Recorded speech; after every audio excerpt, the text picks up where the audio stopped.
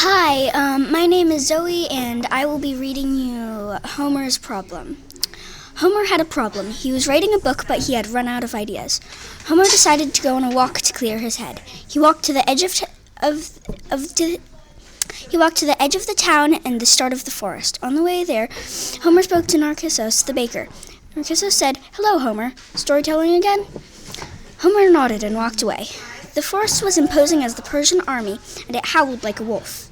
Homer then heard something strange. It sounded like people working. He decided he would see what they were making. Suddenly, a baby sparrow fell out of a tree. Homer jumped and then picked up the baby bird. "Oh, you poor thing." He decided to take the baby bird home. Then Homer had a great idea. He would make his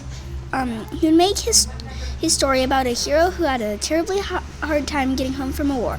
When Homer got home, a guard was standing at his door. The guard's name was Idaeus. Idaeus said, "Sorry to disturb you, but no writing books unless you have the king's permission." Idaeus then left. Homer fumed. I, the author, have to admit that guy had a lot of nerve. Okay, back to the book.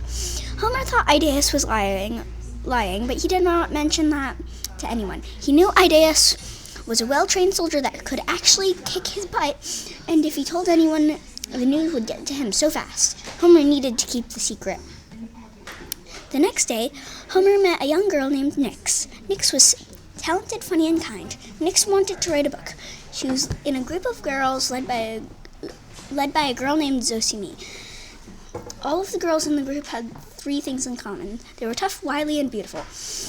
Homer asked all of the ladies if they had heard about the new rule. Nix and her friends said that they had never heard of the rule and it was false. "My father is a writer and he does not need the king's permission to write a book," roared Tanis, one of Nix's friend.